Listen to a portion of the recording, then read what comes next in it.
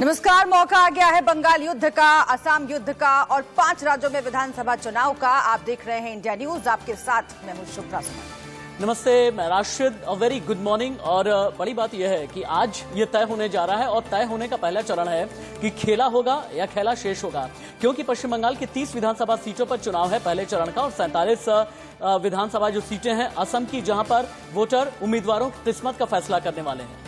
बिल्कुल, और 5 जिलों के 30 सीटों पर मतदान होने वाला है पश्चिम बंगाल के अंदर। ये बड़ी खबर आपको बता रहे हैं, इसके बारे में आगे डिटेल में आपको जानकारी देंगे। लेकिन पुरुलिया की 9 सीटें हैं, बांकुरा की 4 सीटें हैं जहां पर मतदान होने जा रहा है, झारग्राम की 4, पश्चिमी मेदिनीपुर की 6 सीटों पर मतदान होगा आज।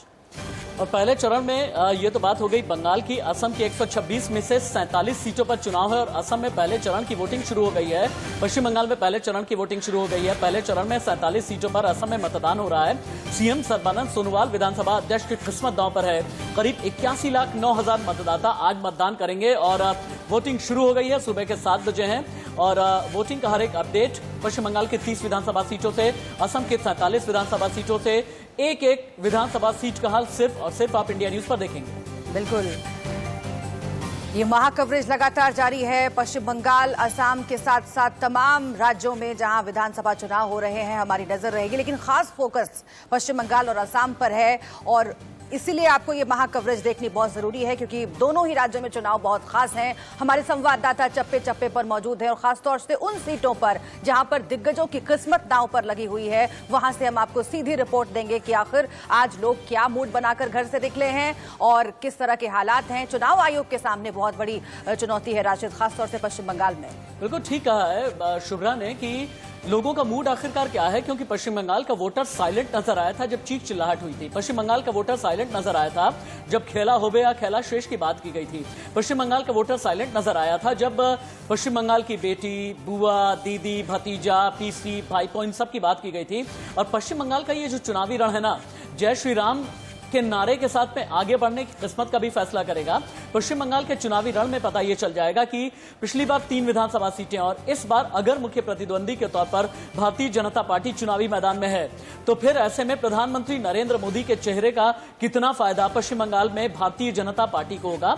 और बीजेपी के दिग्गज अगर खम ठोक रहे हैं, बीजेपी के 4 सांसदों को भी अगर उतारा गया है, और चूंकि जो पहले चरण का रण है इसमें जंगल महल के इलाके हैं। जंगल महल के इलाके का मतलब यह है जहां पर आदिवासी हैं, जहां पर एससी हैं, जहां एसटी हैं। क्या ऐसा इशू है जो चाहते हो कि हम लोग सब सीनियर सिटीजन है, हमारे के लिए कुछ करेगा तो अच्छा होगा। आप लोग के लिए कुछ करेगा तो अच्छा होगा। हाँ, ठीक। सीनियर सिटीजन को और क्या चाहिए? सीनियर सिटीजन को इंटरेस्ट है, बैंक का इंटरेस्ट है और ज़्यादा ये अलाउंस भी मिलता है। तो दोनों जो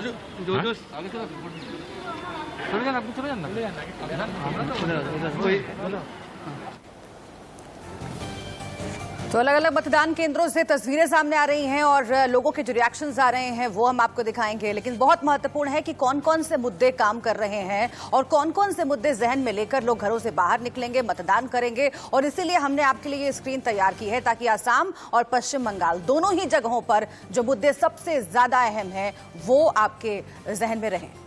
मेरे दाईं तरफ आप देख पा रहे हैं असम के चुनावी मुद्दे हैं और शुभ्रा के एक्सट्रीम लेफ्ट में जो है बंगाल के चुनावी मुद्दे आपको नजर आ रहे हैं। नीचे सुरक्षा के क्या इंतजाम किए गए हैं, बड़ी लड़ाइयां कौन सी हैं, बड़ी सीट कौन सी है, कहां पर टफ फाइट है और पिछली बार के मुकाबले कौन कहां पर खड़ा है और 2016 विधानसभा चुनाव के नतीजे क्या रहे थे, 2019 में जो लोकसभा चुनाव के नतीजे रहे, कितना कन्वर्जन हुआ है। और ऊपर भी आपको तमाम खबरें मिलेंगी और नीचे की जो ब्रेकिंग न्यूज की पट्टी है, एक ब्रेकिंग न्यूज आपके सामने हम रखेंगे। बंगाल में पहले फेज का मतदान शुरू हो गया है और असम में भी पहले चरण के लिए वोटिंग शुरू हो गई है। बिल्कुल, और देखिए वोटिंग शुरू हो गई है। असम और बंगाल की हम बात कर रहे हैं, दोनों ही जगहों पर जो मुद्दे हैं वो कमोवेश एक जैसे हैं। कुछ जो अंतर है हो सकता है उस पर आगे हम विस्तार से चर्चा करेंगे, लेकिन बहुत कुछ मिलता जुलता है दोनों ही राज्यों की परिस्थितियों में। लेकिन इसके साथ ही अगर हम राजनीतिक हालात की बात करें तो पश्चिम बंगाल में टीएमसी के सामने चुनौती है अपनी कुर्सी बचाने की। ममता बनर्जी पूरी ताकत झोंक रही है, एंटी इनकम्बेंसी 10 साल की उनके लिए काम कर रही है, उनके अगेंस्ट जा रही है। लेकिन असम में एनडीए के सामने चुनौती है, संघर्ष वो कर रही है अपनी कुर्सी बचाने के लिए, अपनी सत्ता बचाने के लिए। तो दोनों ही जगहों के जो हालात हैं राजनीतिक सामाजिक हालात वो हम आपके सामने जरूर रखेंगे। एकदम ठीक बात है। जो बात शुभ्रा कह रही है इसको आगे बढ़ाते हुए अगर मैं देखता हूं ना, दोनों ही जगह के मुद्दों में सीए और एनआरसी भी है, दोनों ही जगह के मुद्दों में एंटी इनकम्बेंसी भी है, दोनों ही जगह के मुद्दों में एक ऐसी लड़ाई है जिसमें विकास को पैमाना बना करके तो रखा गया है, लेकिन धर्म है, सांप्रदायिक ध्रुवीकरण है। अगर बराक घाटी में ढूंढा जा रहा है कि मुस्लिम मतदाताओं का ध्रुवीकरण कैसे किया जाए, तो वहीं पर जो जंगल महल का इलाका है, कैसे हिंदू वोट को पोलराइज करके अपने फेवर में किया जाए, भारतीय जनता पार्टी की तरफ से यह कोशिश की जा रही है। और देश का सबसे बड़ा पैनल एक एक करके हमारे साथ में जुड़ने वाला है। ग्राउंड रिपोर्टर भी आप तक ग्राउंड रिपोर्ट पहुंचाएंगे। संजय सरकार को सबसे पहले मेरे ख्याल से शुभ्रा इंट्रोड्यूस कर देना चाहिए हमें। टीएमसी के नेता संजय सरकार हमारे साथ हैं। बिल्कुल संजय सरकार जी, बहुत स्वागत है आपका इंडिया न्यूज पर। और आगे बढ़ने से पहले, इससे पहले कि आपसे बात करें, एक और बात राशिद याद दिला ले दर्शकों को कि बांग्लादेश में है प्रधानमंत्री नरेंद्र मोदी, और वहां से भी बहुत दिलचस्प तस्वीरें आ सकती हैं, और उसका क्या जुड़ाव है पश्चिम बंगाल के चुनाव से, वो भी हम जरूर समझने की कोशिश करेंगे, और उन तस्वीरों का क्या असर पड़ेगा उसका भी विश्लेषण विस्तार से करेंगे। लेकिन संजय जी, सबसे पहले आपके लिए चुनौती बहुत बड़ी, क्योंकि सत्ता बचानी है, कुर्सी बचानी है, पूरी ताकत बीजेपी ने झोंक दी है। आप लोग उन्हीं के पिच पर खेलते हुए दिख रहे थे, जो मुद्दे वो आपके लिए सेट कर रहे थे, आप लोग बस उसी पर बैटिंग करते हुए दिख रहे थे। कितनी चुनौती है, कितनी बेचैनी लग रही है अंदर से? वोटिंग शुरू हो गई है।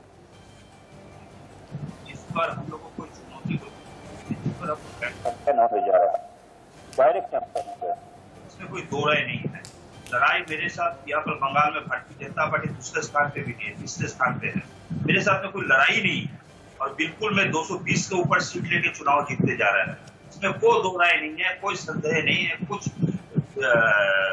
मतलब जो कोई दूसरे बात भी नहीं, कुछ गुंजाइश भी नहीं, कहीं भी भारतीय जनता पार्टी को दिखाई नहीं दे रहा। उसमें जो भी दिखाई दे रहा है सिर्फ हवा में दिखाई दे रहा है और मीडिया में दिखाई दे रहा है। सबसे बड़ी बात है, ये वोट परिचालना करने के लिए सबसे बड़े जो टीम वर्क होता है, वो team work Bharatiya Janata party के अंदर अभी भी दिखाई नहीं दिया। 1,01,000 पुलिंग एजेंट चाहिए, एक 4 आदमी के हिसाब से आपको 4,04,000 आदमी चाहिए। और जिस ढंग से भारतीय जनता पार्टी जो जुमलाबाजी देख चुके हैं नरेंद्र मोदी जी को, उस हिसाब से मैं अगर कहेंगे, भारतीय जनता पार्टी बिल्कुल लड़ाई में नहीं है। कुछ 7 साल में भारतीय कुशासन और विनाश हिंदुस्तान के अंदर जो देखे, क्योंकि अगर आप ये कहते हैं कि नहीं हम कुर्सी बचा ले जाएंगे, सिर्फ बढ़त लेगी भारतीय जनता पार्टी, तो हम मानते, लेकिन आप तो कह रहे हैं कि लड़ाई में नहीं है। राशिद, ये बात कितनी मानने वाली है कि भारतीय जनता पार्टी तो लड़ाई में ही नहीं है पश्चिम बंगाल में?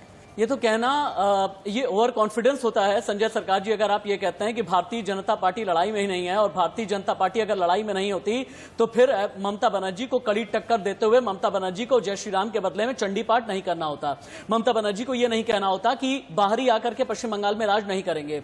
ममता बनर्जी को यह नहीं कहना पड़ता कि औद्योगिक विकास ठप है, लेकिन एक व्यक्ति विशेष है जिनकी सिर्फ और सिर्फ दाढ़ी बढ़ती चली जा रही है। लेकिन जिस वक्त में ममता बनर्जी ने यह बात कही है ना संजय सरकार जी, आपको यह भी समझना होगा। प्रेम कुमार जी भी हमारे साथ में जुड़ गए हैं। प्रेम कुमार जी, खेला हो गया खेला शेष, एक ऐसे वक्त में जबकि प्रधानमंत्री बांग्लादेश में है, तो वोट किस तरह से प्रभावित होगा? और तब जब प्रधानमंत्री ने बंगाली अस्मिता के साथ जोड़ करके यह कह दिया कि बंगाल के सत्याग्रह के साथ में मैं सीधे जुड़ा रहा हूं, जेशोरेश्वरी मंदिर प्रधानमंत्री अब से थोड़ी देर के बाद में जाने वाले हैं, और अकांडी मंदिर में जाने वाले हैं, जो सीधे तौर पर मथुआ समुदाय के साथ में संबंध रखता है। तो क्या एक कनेक्ट प्रधानमंत्री पहले चरण के दिन बांग्लादेश में स्थापित करने की कोशिश करेंगे?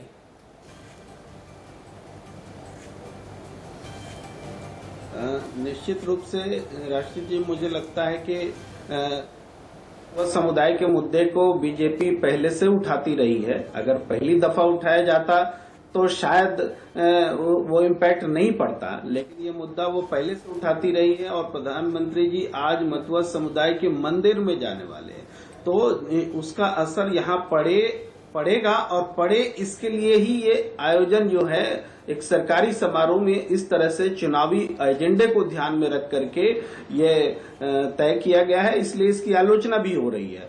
पर दूसरी बात जो ये है, अभी आप लोग बात कर रहे थे कि बीजेपी कॉन्टेस्ट में है या नहीं, या टीएमसी और इसके बीच आमने सामने, देखिए दोनों के निशाने पर, टीएमसी के निशाने पर अगर कोई रहा है तो बीजेपी और उसकी पार्टी उसके नेता रहे हैं।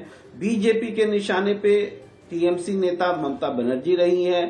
तो जब दोनों ही एक दूसरे को मुद्दा बना रहे हैं, इसका मतलब है कि दोनों एक दूसरे के आमने सामने हैं। पर एक बात जरूर है कि जो तीसरा मोर्चा है तो उसमें आप देखें कि नंदीग्राम में इवन आईएसएफ की जो रैली हुई जी। है वो भी इतनी बड़ी रैली हुई है कि लोगों को आश्चर्य हो रहा है। आज भी वहां के अखबारों में छपा है कि इतनी बड़ी रैली वो नंदीग्राम में कर रहे हैं। इसका ठीक मतलब है, है नंदीग्राम की फाइट पर आएंगे, उनकी नंदीग्राम की ताकत फाइट को बहुत अंडर महत्वपूर्ण है, उस पर एस्टिमेट आएंगे। किया लेकिन गया है। जंगल महल के जिन इलाकों पर आज चुनाव हो रहा है वहां के जो समीकरण है वो भी समझने की कोशिश करेंगे। हम जरा ग्राउंड का रुख कर लेते हैं। रौनिक दत्ता हमारे संवाददाता पश्चिम मिदनापुर से जुड़ रहे हैं हमारे साथ। रौनिक, कितनी संख्या में आप लोग देख रहे हैं वहां पर, क्योंकि उत्साह का होना या न होना इसके भी बहुत मायने होते हैं चुनाव के दरमियान। तस्वीरें भी दिखाइए और बताइए। देखिए, आज पश्चिम बंगाल चुनाव का पहला दफा में आज सुबह 7 बजे से ही शुरू हो गया है। अब देख सकते हैं कि मैं अभी दांतन में हूँ, पश्चिम मेदिनीपुर में दांतन है। ये दांतन में आज सुबह से ही लोग आ रहे हैं, लोग वोट देने के लिए आ रहे हैं और लाइन में खड़े हो चुके हैं, क्योंकि उसको उन लोग को लगता है सुबह सुबह वोट देने में ही खुद का जो वोट देने का अधिकार है वो अधिकार संपूर्ण होगा। मैं बात करना चाहूंगा थोड़ा इधर के आदमी लोग से। सुबह सुबह ही क्यों वोट देने के लिए आए? लाइन में हूँ, सुबह सुबह दे देगा, हम लोग सुबह से देता है वोट। एक तरफ तो सरकार नया गढ़ने का प्रयास चल रहा है, दूसरी तरफ ममता बनर्जी बोल रहे हैं फिर से आएंगे। मैं नहीं पूछूंगा क्या होगा, आप किस तरफ है, नहीं पूछूंगा। मैं पूछूंगा आपसे, आप क्या चाहते हैं? नए जो सरकार गठन होगा उस सरकार से आप लोग का क्या प्रत्याशा है? हम लोग अच्छा रहेगा, सरकार हम लोग को अच्छा रखेगा, इतना है। नौकरी, मकान, हेल्थ, क्या चाहिए आप लोग को नया सरकार से? रौनिक दत्ता, नौकरी चाहिए, रौनिक मकान दत्ता, चाहिए, चूंकि सब आप कुछ चाहिए। चूंकि आप वेस्ट मिदनापुर में हैं, 2 चीजें आपसे पूछना चाहूंगा और एकदम ठीक आपका सवाल है। किसी से ये पूछने की जरूरत नहीं कि वोट देने का ट्रेंड क्या रहेगा। हम लोगों से ये पूछेंगे कि उनके दिल में क्या चल रहा है। दिल में बिजली, सड़क, पानी, रोटी, कपड़ा, मकान होगा, या फिर अगर जाएंगे वोट देने के लिए तो धर्म भी उनके जहन में काम करेगा। लेकिन चूंकि आप वेस्ट मिदनापुर में है, ये वो इलाका है जहां पर शुभेंदु अधिकारी, शिशिर अधिकारी का बड़ा वर्चस्व कहा जाता है। तो जब आपने ग्राउंड जीरो की रिपोर्ट ली तो क्या ये वर्चस्व भारतीय जनता पार्टी के लिए कुछ सकारात्मक लगा या फिर नहीं लगा? आपकी ग्राउंड जीरो की रिपोर्ट क्या कहती है और बाकी लोगों से बात भी करें आप। एकदम देखिए, ये वेस्ट मिदनापुर का बहुत हिस्ट्री बहुत अच्छा नहीं है, क्योंकि 2011 के पहले ये वेस्ट मिदनापुर रहता था बाम फ्रंट का, यानी सीपीएम, सीपीआई, सीपीआईएम, ये सब पार्टी रहता था। मगर 2011 के बाद 2011 और 16 में शुभेंदु अधिकारी, शिशिर अधिकारी, ये जो अधिकारी फैमिली है, ये अधिकारी फैमिली के कारण ही इस वेस्ट मिदनापुर में टीएमसी के जो क्षमता है, टीएमसी में क्षमता में आ गया था। मगर 2019 जो लोकसभा इलेक्शन था, वो इलेक्शन में थोड़ा हटके खबर आया, क्योंकि टीएमसी जिस जगह जीत चुका था, उस वोट में, उस विधानसभा में बीजेपी ने टीएमसी को हरा के वो लीड ले लिया था। इसी बात को लेके ये जो 2020 का निर्वाचन है, इस महीने में वेस्ट मिदनापुर में आज जो जिस जगह वोट हो रहा है, ये दांतन और केशरी, ये सब जगह में दोनों तरफ बढ़ चुका है आदमी लोग। क्योंकि एक तरफ जब दांतन में टीएमसी भारी पल्ला में है, उस तरफ दूसरी तरफ केशरिया में बीजेपी का जो हालात है वो काफी महत्वपूर्ण है, क्योंकि उधर का जो टीएमसी का आदमी लोग हो, उसके बाद भी जो बीजेपी का जो लीडर है, वो लीडर जो रूरल प्लेस में जा रहा है, घर घर में जा रहा है। बीजेपी के लीडर्स घर घर में जा रहे हैं। फिर से एक बार लौटते हैं आपके पास हम। रौनिक दत्ता बने रहेगा हमारे साथ, क्योंकि जमीन पर लोग क्या सोचते हैं, कितनी बड़ी संख्या में घरों से बाहर निकल रहे हैं, जो रैलियां की हैं पार्टियों ने, जो भाषण दिए हैं नेताओं ने, उसका कितना असर दिख रहा है वो हम समझेंगे जरूर ग्राउंड पर जाकर। लेकिन शिवम त्यागी इस बीच जुड़ गए हैं हमारे साथ बीजेपी की ओर से। शिवम त्यागी, ये जो पूरा इलाका है जहां की हम बात कर रहे हैं, जहां पर आज इलेक्शन है, क्लीन स्वीप किया था टीएमसी ने पिछली दफा, लेकिन इस बार आप लोगों ने ताकत बहुत झोंकी, असर कितना होगा? शुभ्रा जी, जनसंघ के जमाने से 3 से लेकर 302 तक तो हम पहुंच गए केंद्र में, यकीन मानिए बंगाल में भी 3 से लेकर 200 तक पहुंच जाएंगे। वो आज इसकी शुरुआत है।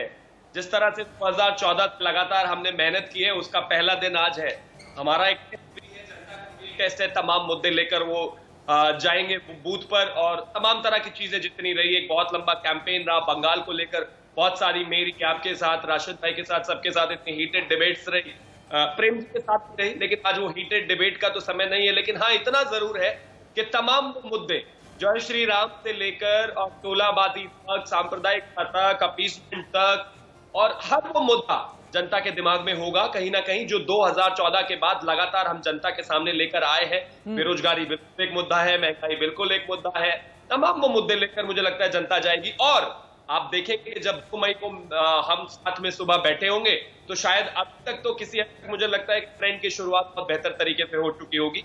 और जहां तक बात असम की है तो मुझे लगता है कि जनता ने भी वो दिखाया है, जिस तरह से रैलियों में भीड़ जुटी है, जिस तरह से तमाम चीजें रही हैं, मैं कहता हूं कि हम एक बहुत ही बेहतर सिचुएशन में हैं। और यकीन मानिए केंद्र में 300 पर है, वैसे ही यहां पर भी 3 से 200 पर हम पहुंचने वाले। शिवम भाई, आप शब्दों की बड़ी ग्रेविटी के साथ में बोलते हैं और बड़ी अच्छी बात यह है कि 1 मिनट के अंदर ही पश्चिम बंगाल और असम दोनों के बारे में ही आपने बात कर ली। लेकिन 2 चीजें एक साथ में आपसे पूछना चाहूंगा, क्योंकि असम और पश्चिम बंगाल दोनों की ही आपने बात की है। ये जो पहले चरण का चुनाव है उससे पहले सीए को लेकर के फिर भी आप लोगों में इतना डाइल्यूशन क्यों है? वो अग्रेशन क्यों नहीं आ पाया? क्या असम में आप लोगों को डर है? क्या ये डर है कि असम के बराक घाटी से लेकर के बाकी इलाके में सीए कहीं बूमरैंग ना कर जाए? यही एक वजह है कि सीए को लेकर अग्रेसिव नहीं है और दूसरे तीसरे चरण के बाद में आप लोग फिर उसके बाद अपना गियर शिफ्ट करेंगे। क्या ये बात सच है?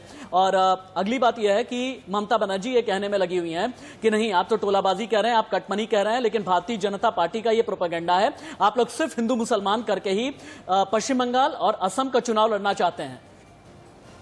राशिद भाई, हिंदू मुसलमान तो भारतीय जनता पार्टी ने किया ही नहीं, हम तो बस वो नोटिस में लेकर आए जनता की। हिंदू मुसलमान तो वहां पर शुरू से हो रहा था। 52,000 मौलानाओं को तनख्वाह आप दे रहे थे, अजान देने वालों को तनख्वाह आप दे रहे थे। उर्दू पे किताब ममता बनर्जी ने लिखी, हिंदुस्तान में पहली बार मुझे ऐसा पता चला, मैंने कभी उनको बहुत बेहतरीन उर्दू बोलते हुए देखा नहीं है, लेकिन 110 शायरियों की एक किताब ममता बनर्जी ने चीफ मिनिस्टर रहते हुए लिखी, जिसको 54th फेस्टिवल में उन्होंने लॉन्च किया। और ये भी करेंगे क्या? आप लोगों ने क्या किया ना कि ममता बनर्जी की सारी चीजें हाईजैक कर ली ना। पश्चिम बंगाल जाकर के आपने प्रभु जय श्री राम का नाम हाईजैक कर लिया, उन्होंने चंडी पाठ किया तो आपने दुर्गा जी को भी हाईजैक कर लिया। आपने जो बड़े बड़े रत्न हैं पश्चिम बंगाल के, बड़े बड़े जो नायक हैं, ईश्वर चंद्र विद्यासागर से लेकर के स्वामी विवेकानंद, रामकृष्ण परमहंस और खुदीराम बोस, बंकिम चंद्र चटर्जी, हर किसी को तो आपने हाईजैक कर लिया। तो अब क्या करेंगी? वो यही बताएंगी ना कि हिंदू मुसलमान कर रहे हैं आप लोग। मुझे लगता है कि उन्होंने जो किया हम तो उसको जनता के बीच में लेकर आए। और दूसरी बात जहां तक हाईजैक करने की है, अगर उन्होंने बेहतर तरीके से उन चीजों को पहले से ही प्रैक्टिस में लाया होता तो यहां तक मौका ही नहीं मिलता। एक दूसरे व्यक्ति को तभी स्पेस मिलता है, पहला व्यक्ति कहीं ना कहीं कमी करे, तो कमी तो जरूर की थी उन्होंने, वो हम जनता के बीच में ले आए, क्योंकि जय श्री राम के नारे से किसी आप रहिए हमारे साथ। चूंकि सीए की बात हो रही है, मैं जल्दी से प्रेम कुमार जी का रुख करना चाहती हूँ। और बड़ी दिलचस्प बात अभी मैं पढ़ रही थी, प्रेम कुमार जी, लोगों का कहना है कि बीजेपी एक विधान की बात करती है, लेकिन घोषणा पत्र आप देख लीजिए पश्चिम बंगाल और असम का। चूंकि हम दोनों राज्यों की तुलना कर रहे हैं, यहाँ के मुद्दों की बात कर रहे हैं, एक जगह सीए का जिक्र होना, एक जगह सीए नदारद होना, ये कौन सी परिस्थिति दिखाता है और किस तरह से सीए एक महत्वपूर्ण मुद्दे की तरह काम करने वाला है इन चुनावों में?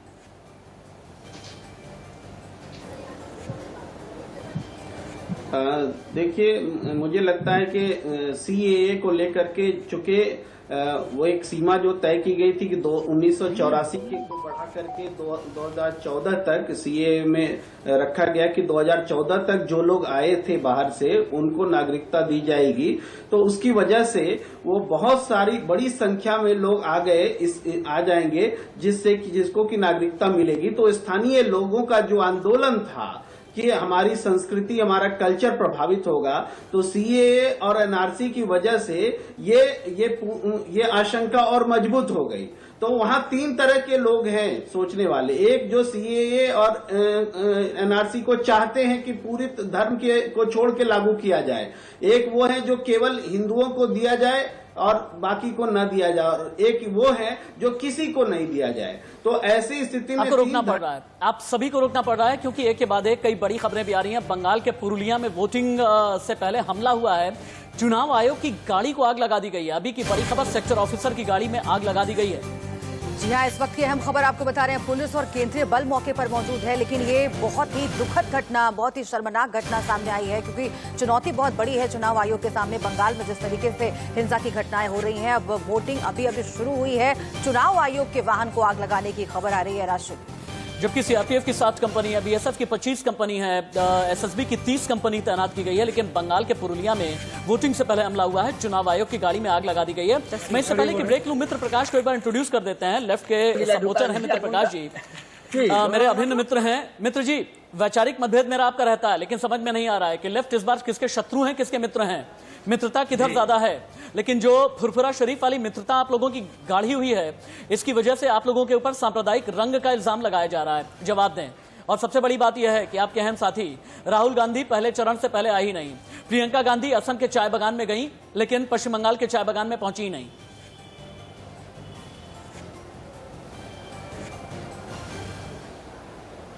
मित्र भाई। राशिद जी, शुभकामनाएं, और बंगाल के उन 91 लोगों को हेलो, आवाज आ रही है? जी हाँ बोलें। आवाज आ रही है क्या मेरी? जी बताएं। जी राशिद भाई, शुभ प्रभात, गुड मॉर्निंग। और बंगाल के लोगों को शुभकामनाएं। बंगाल में एक परिवर्तन की लहर चल रही है और उसके लिए आज चुनाव है, और निश्चित रूप से बंगाल की जनता रोजगार और तमाम मुद्दों पे वोट करेगी। जो रोजगार के मुद्दे हैं, जो बंगाल में अभी आप बता रहे थे कि एक चुनाव आयोग की गाड़ी को आग लगा दी गई है, इस सब चीजों को बंगाल की जनता देखेगी और बंगाल की जनता बंगाल बदलाव के लिए निश्चित रूप से वोट करेगी। और जितनी बातें आपने कही है कि राहुल गांधी जी नहीं आए या प्रियंका गांधी जी नहीं आए, तो वो उनकी पार्टी का निजी मामला हो सकता है, लेकिन बंगाल में लेफ्ट और तमाम पार्टियों के लोग जो बदलाव के लिए काम कर रहे हैं, जो बदलाव के लिए लोगों के बीच में जा रहे हैं, वो निश्चित रूप से अभी वही जनता वही देख के और आज मतदान करेगी। और 2 तारीख को अभी हमारे भारतीय जनता पार्टी के साथी जो बोल रहे थे सत्ता में परिवर्तन होगा कि नहीं, ये तो आगे देखना होगा। ये तो इसके लिए 2 मई का इंतजार करना पड़ेगा। लेकिन पश्चिम बंगाल में हालात नहीं बदल रहे हैं, खासतौर से हिंसा के लिहाज से अगर देखें, सुबह सुबह ही देखिए खबर आ गई है कि चुनाव आयोग की गाड़ी में आग लगा दी गई है। उस पर भी हम ज्यादा जानकारी आपको जरूर देंगे और ग्राउंड जीरो पर लिए चलेंगे। वहां पर संवाददाता हमारे मौजूद हैं, जो वोटर्स का मूड है वो भी समझने की कोशिश करेंगे, विश्लेषण करेंगे। छोटे से आप चुनाव शुरू हो चुके हैं, मतदान शुरू हो चुका है, लेकिन इस बीच एक अहम खबर से शुरुआत कर रहे हैं। पीएम मोदी की बंगाल असम के लोगों से अपील, रिकॉर्ड मतदान करने की अपील उन्होंने की है। बढ़ चढ़कर मतदान करें, ये प्रधानमंत्री नरेंद्र मोदी ने अपील की है। यानी प्रधानमंत्री नरेंद्र मोदी की एक ऐसी अपील जो ये बता रही है कि लोकतंत्र में आपके पास ताकत क्या है, और यही बात हम भी कहेंगे कि अपने घर से निकलें, जितना जल्दी हो सके जलपान से पहले मतदान जरूर करें। और प्रधानमंत्री नरेंद्र मोदी ने भी ट्वीट करके ये अपील की है कि असम और पश्चिम बंगाल के जितने भी वोटर्स हैं, अपनी पसंद के उम्मीदवारों को चुनें और लोकतंत्र में अपनी सहभागिता, लोकतंत्र में अपनी हिस्सेदारी, लोकतंत्र में अपनी भागीदारी सुनिश्चित करें। ये प्रधानमंत्री नरेंद्र मोदी ने ट्वीट करके असम और पश्चिम बंगाल की जनता से अपील की है। एक ऐसे वक्त में जबकि आधे घंटे का मतदान हो चुका है, सुबह 7 बजे से वोटिंग शुरू है पश्चिम बंगाल की 30 विधानसभा सीटों के लिए, असम की 47 विधानसभा सीटों के लिए। और सीधे ग्राउंड जीरो का रुख कर लेते हैं। मेरे सहयोगी सब्यसाची जुड़े हुए हैं, सब पुरुलिया से लाइव। सब्यसाची, आधे घंटे की वोटिंग की ग्राउंड रिपोर्ट क्या है? बीजेपी ने कांग्रेस छोड़कर आए सुदीप मुखर्जी को पुरुलिया से उतारा है, जिनके सामने कांग्रेस के प्रीतम बैनर्जी और टीएमसी ने सुजोय बैनर्जी पर दांव लगाया है। पुरुलिया एक ऐसी सरजमी है जहां पर प्रधानमंत्री नरेंद्र मोदी पहुंचे। पुरुलिया एक ऐसी सरजमी है जहां पर अमित शाह ने यह कहा कि डेंगू मलेरिया पुरुलिया से तभी भागेगा जब ममता बनर्जी की सरकार चली जाएगी। पुरुलिया का हालचाल क्या है अभी का? बिल्कुल। और एक सवाल मैं ऐड कर देती हूँ सब्यसाची, अभी जो खबर आई थी चुनाव आयोग की गाड़ी में आग लगा दी गई थी, उसको लेकर क्या ताजा जानकारी आपके साथ मिल रही है?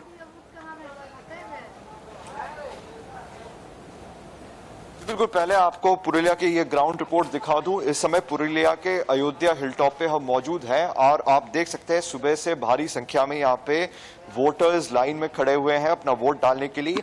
ये पूरा जो इलाका है, जो अयोध्या हिल टॉप है, यहाँ पे करीबन 80 गांव हैं और 80 गांव हैं यहाँ पे आदिवासी लोग ज्यादा से ज्यादा रहते हैं। अगर आप देखें तो दोनों पार्टी ने अपने मैनिफेस्टो में, चाहे प्रधानमंत्री नरेंद्र मोदी हो या सीएम ममता बनर्जी हो, दोनों ने ही काफी अहमियत दी थी आदिवासी वोट्स को इस साल, क्योंकि देखिए 2010 तक यहाँ पे माओइस्ट का बहुत ज्यादा जो गतिविधि है वो था और 2019 से यहाँ पे पोलिंग की सुविधाएं की गई। इससे पहले उनको पुरुलिया टाउन में जाना पड़ता था, जो कि करीबन 50 किलोमीटर दूर है अपना वोट डालने के लिए। तो इस साल आप देख सकते हैं कि सीआरपीएफ के जवान भी यहाँ पे मौजूद है, जिनकी निगरानी में यहाँ पे वोट डाले जा रहे हैं प्रॉपर, क्योंकि कोविड चल रहा है तो कोविड का भी प्रोटोकॉल यहाँ पे फॉलो हो रहा है। आप देख सकते हैं कि यहाँ पे थर्मल चेक भी हो रहा है हर जो यहाँ पे वोट डालने आ रहे हैं। और पुरुलिया इस बेल्ट में करीबन 187 जो है वो कंपनीज तैनात है और 16,000 इलेक्शन के जो ऑफिसर्स हैं वो यहाँ पे मौजूद हैं और टोटल 9 विधानसभा सीट्स में यहाँ पे इलेक्शन हो रहा है। और लगातार आप देख सकते हैं कि सुबह से यहाँ पे भारी संख्या में आप देख सकते हैं अभी भी लोग आते जा रहे हैं। तो काफी माहौल जो है इस साल बहुत गर्म हुआ है, क्योंकि इस बार लोग चाहते हैं कि उनका वोट वेस्ट ना जाए, क्योंकि पहले भी पश्चिम बंगाल में रिक्त पंचायत पोल्स किए गए हैं जहां पे किसी वोटर का नाम कोई और वोट डाल रहा है। तो इस साल जिसके कारण कि फर्जी वोट ना गिरे, स्पेशली सीआरपीएफ के निगरानी में हर कुछ प्रोटोकॉल फॉलो किया जा रहा है। और सीधा आप देख सकते हैं, ये सीधी तस्वीरें आप देख सकते हैं महिला वोटर्स, जो कि लगातार ममता बनर्जी और प्रधानमंत्री कह रहे हैं कि दोनों ही मैनिफेस्टो में काफी इंपॉर्टेंस दिया गया है। महिला वोटर्स यहाँ पे भारी संख्या में मौजूद हैं अपनी वोट डालने के लिए सुबह सुबह। ये पूरा जो है पूरा आदिवासी बेल्ट है, यहाँ पे मेन मुद्दा है गरीबी, अनएम्प्लॉयमेंट और यहाँ पे बेरोजगारी, ये सबसे ज्यादा है, क्योंकि ये टाउन से करीबन 50 किलोमीटर दूर है और पिछले 10 साल में यहाँ पे ज्यादा कुछ काम नहीं किया गया है। अगर इंफ्रास्ट्रक्चर की बात करें, आप देख सकते हैं कि भारी संख्या में यहाँ पे लोग जमा हुए हैं और पूरे यहाँ पे आप देख सकते हैं कि ग्लव्स भी बांटे जा रहे हैं और हर चीज का पालन किया जा रहा है। और लोगों से अगर बातचीत की हम कोशिश करें, उनसे उनकी प्रतिक्रिया जानते हैं कि कौन से वो मुद्दे में वो वोट डालती है, कौन से मुद्दे पर वोट डाल रहे हैं। आप बने रहिएगा हमारे साथ, सब्यसाची आप रहिएगा हमारे साथ। इस बीच तिनसुकिया का भी हम रुख कर लेते हैं। विजय शर्मा वहां से हमारे संवाददाता जुड़ गए हैं हमारे साथ। विजय, वहां की तस्वीरें भी दिखाइए, क्योंकि सब्यसाची बता रहे हैं जिस बूथ पर वो मौजूद हैं और आसपास के इलाके में लोग बड़ी संख्या में बाहर निकले हैं। तिनसुकिया में क्या नजारा? देखिए, तिनसुकिया में अन्य जगहों की नज़ारा वही है, क्योंकि 7 बजते साथ ही लोग अपने घरों से निकल चुके हैं और अपनी मतदान देने के लिए यहाँ पहुंचे हैं। अगर मतदान की मैं सहयोगी विवेक के बार कहूँगा तो घुमा दे। कोरोना का काल चल रहा है, दूसरा स्ट्रेन है कोरोना का, और जो भी व्यक्ति इस विद्यालय में घुस रहा है, और मैं जहां विद्यालय का नाम है मैं कह दूं सनईराम उच्चतर माध्यमिक विद्यालय, जो भी व्यक्ति विद्यालय में आ रहे हैं उनको स्क्रीनिंग किया जा रहा है, उसके बाद में उनके मार्क्स दिया जा रहा है, उनको सैनिटाइज किया जा रहा है, उसके बाद ही वोटदान देने की प्रक्रिया शुरू होगा। और बड़ी खबर मैं बता दूं, अभी मैं जो वोटिंग स्टेशन में खड़ा हुआ का वोटिंग जो मशीन है अभी खराब होने की खबर आई है, जिसके लगे कि पूरी कतार यहाँ पे है। इंडिया न्यूज एकदम एक्सक्लूसिव आपको दिखा रहा है जो जिस तरह से अभी वोटिंग देने की जैसे ही प्रक्रिया शुरू हुई, उसके बाद थोड़ी देर बाद में मशीन खराब होने की खबर है। लोगों का कतार काफी, कुछ लोग मैं खड़े में उनसे बात करने की कोशिश करूंगा। आप थोड़ा सामने आइए, आप आइए सामने। कितने देर से खड़े हैं आप? 6 बजे से हम खड़े हैं। 6 बजे से क्या हुआ? मशीन खराब है, अभी तक ये लोग मशीन ठीक नहीं कर पा रहा है। देखिए, एक साफ तौर से एकमात्र इंडिया न्यूज आपको दिखा रहा है जिसमें एक्सक्लूसिव मैं बता दूं, जो मशीन खराब होने के कारण से लोग जो कह रहे हैं जो अभी तक वोट दे नहीं सके। कुछ लोग हैं, मैं उनसे बात करने की कोशिश करूँ, क्या देख के इस बार वोट देंगे, क्या उनका अहम मुद्दा रहेगा। मैं उनसे जरूर, ऐसा क्या मुद्दा रहेगा जो आप यहाँ पर वोट देंगे और किसको चुनेंगे इस बार? हम लोग का कोई मुद्दा नहीं, हम लोग अपना मतदान है, मतदान करेंगे। कुछ उन्नयन के देख के, कुछ देश में जो उन्नयन होगा सबके लिए होगा, हम लोग के लिए भी होगा, ऐसा कुछ प्राइवेट पर्सनल कोई बात नहीं है। ठीक है, एक और व्यक्ति है, मैं उनसे बात करना होगा। क्या कहेंगे, कैसा क्या मुद्दा है जिसको लेके आप सुबह वोट देने यहाँ पहुंचेंगे? मुद्दा तो ठीक है, जो देना है देना ही है, अपना मत अपना किसको बताएगा, बताने वाला चीज तो है नहीं। ऐसा तो आपने देखा होगा जो कुछ तो मन बना के आए होंगे जो हम इस बार वोट देंगे, चाहे उन्नयन को देख के चाहे वो देख के। देखिए, अब अपना वोट हम किसको दे रहे हैं कैसे बताएं। लेकिन लोग ने मन बना के रखा है, जो हम यहाँ पे जो वोट देने आए हैं अपनी जो उन्नयन को देख के ही हम अपना वोट देंगे। और मैं जहाँ खड़ा हूँ मैं सनई राम उच्चतर माध्यमिक विद्यालय है, 3 वोटिंग सेंटर है यहाँ पे, जिसमें से एक वोटिंग सेंटर का जो पोलिंग आप जहाँ पर खड़े हैं यहाँ से आपके जरिए मैं मजूली को भी लेकर के रिपोर्ट लूंगा, जोरहाट को भी लेकर के रिपोर्ट लूंगा, तिनसुकिया की रिपोर्ट तो आप दे ही रहे हैं, लेकिन 2 चीजें जरूर आप दिखाएं और बताएं भी। चूंकि आपके आसपास मैं देख पा रहा था सामाजिक दूरी का पालन करा करके कैसे लाइन लगाई गई है, वो सर्कल बनाया गया है, 2 गज की दूरी का कैसे पालन करना है, वो आप घूम करके एक बार अपना वॉक थ्रू करके एक बार दिखाएं आप। और साथ ही मुझे लोगों के जरिए ये बात करें, लोगों के जहन में चाय बागान के मजदूरों की दिहाड़ी कितनी चल रही है, सीए एनआरसी कितना काम कर रहा है, ब्रह्मपुत्रा की जो कनेक्टिविटी है, ये 3 इशू ऐसे हैं जो लोगों के साथ सीधे तौर पर या दिल से जुड़े हैं या दिमाग से जुड़े हैं या उनकी हमेशा की रोजमर्रा की जिंदगी से जुड़े हैं। इसे लेकर के बात कीजिए विजय एक बार।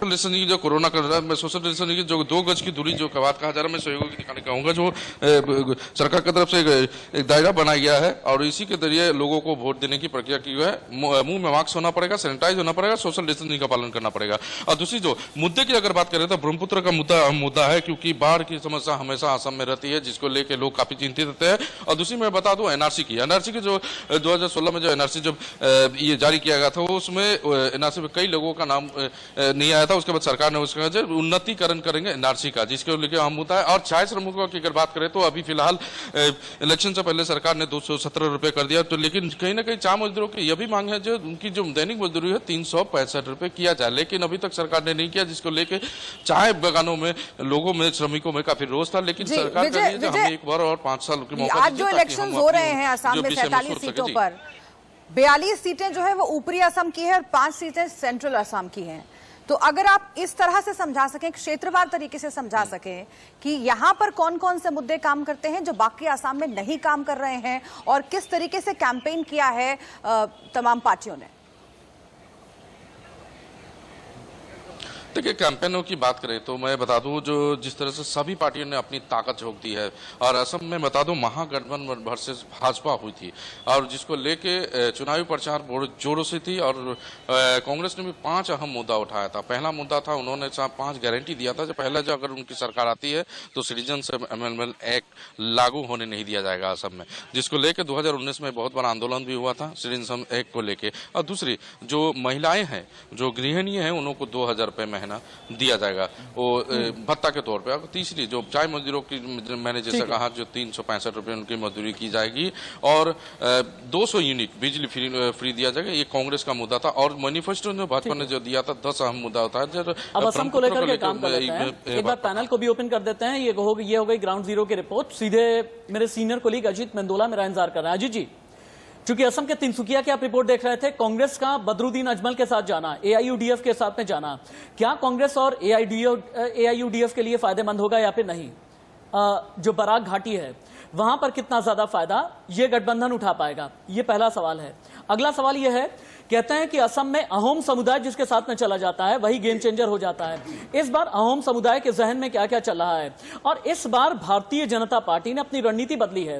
वो तरुण गोगोई जो कांग्रेस के बड़े नेता हुआ करते थे, वो तरुण गोगोई जिनके 10 साल के शासनकाल की बुराई करके भारतीय जनता पार्टी शासन में आई, उन्हें ही असम की अस्मिता के साथ में जोड़ा जा रहा है। और प्रधानमंत्री से लेकर के गृहमंत्री सभी की जबान पर तरुण गोगोई का नाम आ रहा है असम की अस्मिता के साथ में।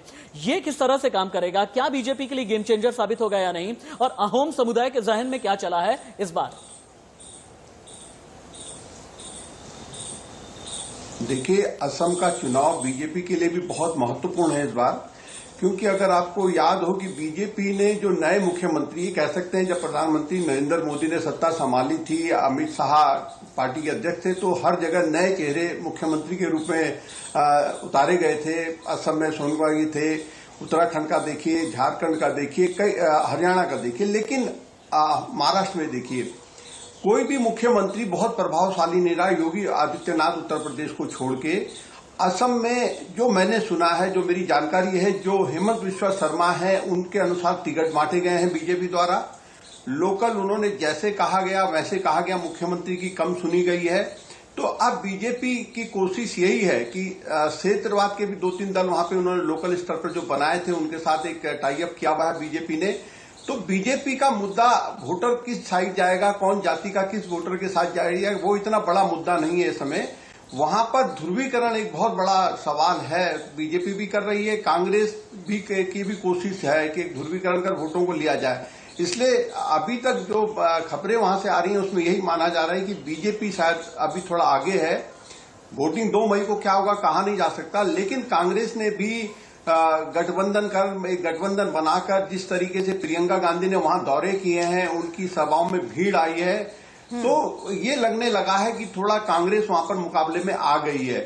अब ये देखना पड़ेगा कि जब वोटर कांग्रेस मुकाबले में आ रही है। ठीक है, हम आपके पास लौटते हैं अजीत जी, उसका क्या रुझान हम आपके पास लौटते हैं। और आसाम में जो परिस्थितियां हैं, जो राजनीतिक समीकरण है, जो मुद्दे हैं, आपने बड़ी बेहतर तरीके से हमारे सामने रखे और भी इसे आगे समझने की कोशिश करेंगे। लेकिन फिर से एक बार पश्चिम बंगाल का रुख करना जरूरी है, क्योंकि एक तरफ हम यहाँ बात कर रहे हैं, हमारे साथ मेहमान जुड़े हुए हैं और विश्लेषण करके समझने की कोशिश करें, दूसरी तरफ लोग जो है वो घरों से बाहर निकल रहे हैं। दोनों ही स्टेट्स में, आसाम और पश्चिम बंगाल में कितनी बड़ी तादाद में लोग घरों से बाहर निकलते हैं, इस पर नजर रखना बहुत जरूरी है। और इसीलिए हम कौशिक बासु का रुख कर लेते हैं। हमारे साथ जुड़े हुए हैं ईस्ट मिदनापुर से हमारे संवाददाता कौशिक। वहां पर क्या हालात हैं, क्या माहौल है, जरा दिखाइए तस्वीरें। कितनी संख्या में लोग निकल रहे हैं घरों से बाहर?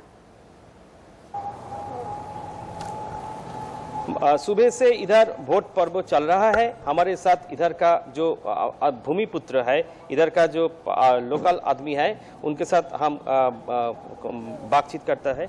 আপনার এখানে কি অবস্থা, সকাল থেকে কিভাবে চলছে ভোট পর্ব?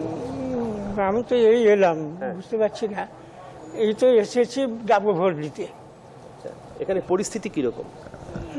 পরিস্থিতি এখন ভালো দেখছি তো। আচ্ছা, এত সকাল সকাল এসেছেন কেন ভোট দিতে? মানে বয়স হয়েছে, রোজ উঠলে অসুবিধা, সেই জন্য। हमारे साथ और एक फीमेल कैंडिडेट फीमेल वोटर है। আচ্ছা, এখানে সকালবেলা এসেছেন কেন ভোট দিতে? সকাল সকাল দূরে বাড়ি তো, এই জন্য সকাল সকাল এসেছি। কি অবস্থা এখানে? এখানে দেখছি ভালো। হ্যাঁ, ভালো তো দেখছি। আচ্ছা, কি মনে হচ্ছে, মানে এখানে তৃণমূল না বিজেপি না সংযুক্ত মোর্চা? अच्छा, কি এটা এখন বুঝতে পারছি না। कौशिक, आज वोटिंग का दिन है, पार्टी को लेकर के बात नहीं तो करेंगे। एक इस बात को आप ध्यान रखें। कौशिक बासु पार्टी को लेकर के वोटर है, कौशिक बासु मेरा एक सवाल सुन लें। डालने के लिए कौशिक बासु, इधर से वोट पर्व चल रहा है। हमारा जो कैमरा पर्सन है बापी घोष, ठीक है, देख रहा है। ये प्रभात कुमार कॉलेज है, इधर से आप आइए। वोट पर्व चल रहा है। हाँ, कौशिक बासु, आपसे एक सवाल मैं ये करना चाहता हूं। सुबह सुबह खबर ये आई है कि पूर्वी मिदनापुर के पोताशपुर में भी थोड़ी झड़प हुई है, वहां की रिपोर्ट क्या है? और जो पूर्वी मिदनापुर की जो वीआईपी सीट है खेजारी को लेकर के भी रिपोर्ट चली थी। ठीक है, हम थोड़ी देर में रिपोर्ट लेते हैं, लेकिन संजय सरकार के पास एक बार फिर से हम जा सकते हैं। संजय सरकार, टीएमसी के नेता हमारे साथ जुड़े हुए हैं। संजय सरकार जी, 2 मई दीदी गई, इस तरह के नारे बुलंद किए जा रहे हैं। दीदी जाछे, भारतीय जनता पार्टी आछे, इस तरह की बातें की जा रही हैं। दिलीप घोष ने जिस तरह का बयान दिया पहले चरण के रण से पहले, इसकी वजह से भी बहुत ज्यादा विवाद हो गया। लेकिन हाँ, इतना जरूर है कि ममता बनर्जी एक ही चीज पर टिकी हुई हैं। ममता बनर्जी चंडी पाठ पर टिकी हैं। ममता बनर्जी ने पहले चरण के रण से पहले कलमा भी अपना लिया। ममता बनर्जी ये भी कहने में लगी हैं कि भारतीय जनता पार्टी सांप्रदायिक पार्टी है। लेकिन विकास को लेकर के आप क्या कहेंगे? राजनीतिक हिंसा को लेकर के आप क्या कहेंगे? पहले चरण के चुनाव के ठीक पहले पुरुलिया में हिंसा, बांकुड़ा में हिंसा, झारग्राम में हिंसा, पूर्वी मिदनापुर में हिंसा, पोताशपुर में हिंसा, इतनी हिंसा कंट्रोल नहीं हो रहा है क्या? आप इतना सवाल पूछे रशीद जी, सवाल पूछने का जवाब भी देने के लिए समय आपको देना चाहिए। सबसे बड़े बात आपने बोला है जो दीदी ने आपको चंडी पाठ भी पढ़ा, कलमा भी पढ़ लिए हैं। अच्छा, मेरे बंगाल के एक परंपरा है, हर घर में दुर्गा पूजा काली पूजा होता है। उस घर में अगर दुर्गा पूजा काली पूजा नहीं भी होता तो उस घर में चंडी पाठ बहुत जरूर होता है। चंडी पूजा का करने का मतलब, चंडी पाठ का मतलब जब मन शांति होता है, मन में शक्ति आता है, इसके कारण हर एक बंगाल को घर में कर जाता है। रह गया है दीदी कलमा। मेरे यहाँ पर बहुत सारे मस्जिद है जहां पर मौलाना लोग बैठते हैं, चाहे हिंदू हो चाहे मुसलमान हो, बच्चे को लेकर शाम को जाते हैं दुआ लेने के लिए, फू देने के लिए। ठीक है, वहां पर हिंदू भी जाता है, मुसलमान भी जाता है। हिंदू से मुसलमान से ज्यादा हिंदू लोग ही जाते हैं बच्चे को लेकर दुआ देने के लिए। ये गलत है रशीद जी, आपको हिसाब से ये ध्रुवीकरण का राजनीति हो गया।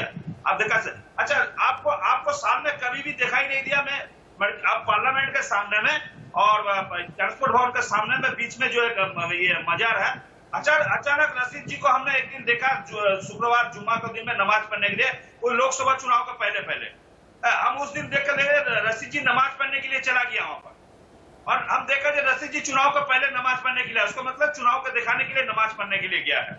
ये हो सकता है, एक दिन हम देख के बता देंगे कि रशीद जी एक ही दिन नमाज नहीं, ममता बनर्जी ने 5 साल तक अपना नाम ममता बनर्जी बताया और बिल्कुल चुनाव से ठीक पहले ममता बंदोपाध्याय भी बता दिया ना, तो इसीलिए शक पैदा होता है। और अगर चंडी पाठ आप करने लगे हैं, या देवी सर्वभूतेषु शक्ति रूपेण संस्थिता, अगर अभी जबान पर आया है संजय जी, तो फिर सवाल तो उठता है ना। कलमा भी अगर अभी जबान पर आया है तो सवाल तो उठता है ना। उन्हें ये पता है, अब्बास सिद्दीकी नाराज होकर के कहीं और चले गए हैं, मथुआ नाराज होकर के कहीं और चले गए हैं, राजवंशी नाराज होकर के कहीं और चले गए हैं, SC ST नाराज होकर के कहीं और चले गए हैं, साधना सभी को है। होता है ये, अगर बंगाल का संस्कार अगर कोई नहीं जानेंगे, मेरे शिवम भाई भी नहीं जानेंगे, और बंगाल का मिट्टी के बारे में नहीं जानेंगे, और बंगाल का पूजा पाठ के बारे में नहीं जानेंगे। ठीक है, ये आरोप लगातार TMC की ओर से लगाया जा रहा है बीजेपी पर कि बाहरी पार्टी है, पश्चिम बंगाल की सभ्यता संस्कृति का मालूम नहीं है। इस पर हम जरूर रिएक्शन लेंगे शिवम।